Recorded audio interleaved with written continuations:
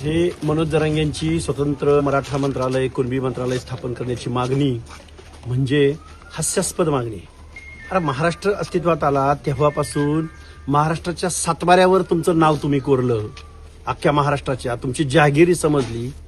अरे एक दोन ओबीसीचा मंत्री आणि 2-4 SC ST मंत्री, अल्पसंख्याकांचे मंत्री सोडलं तर अख्खं मंत्रिमंडळ तुम्हाला महाराष्ट्रानं कॉन्ट्रॅक्ट बेसिसवर दिले ना कायमचं.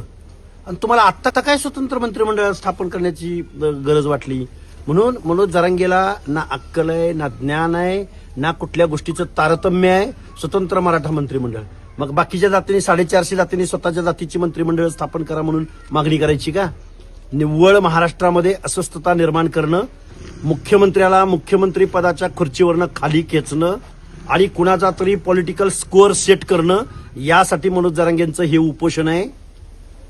प्रायव्हेटायझेशन केलंय सगळ्या लोकांचं आउटसोर्सिंगच्या माध्यमातून. आता शासनाकडे नोकऱ्या राहिल्या नाहीत. प्रसाद लाडाची ज्या काही कंपनी आहेत, मी मगाशी सांगितलंय, या सगळ्या कंपन्यांच्या माध्यमातून हजारो नोकऱ्या आज प्रायव्हेटायझेशनच्या माध्यमातून उद्ध्वस्त झालेल्या आहेत. कुठलं आरक्षण, कुठलं महिलांचं आरक्षण, कुठलं SC STचं आरक्षण, या सगळ्या गोष्टीवरती पोतेरा फिरवायचं काम यांनी केलंय. आणि म्हणे आमचं मंत्रिमंडळ वेगळं करा.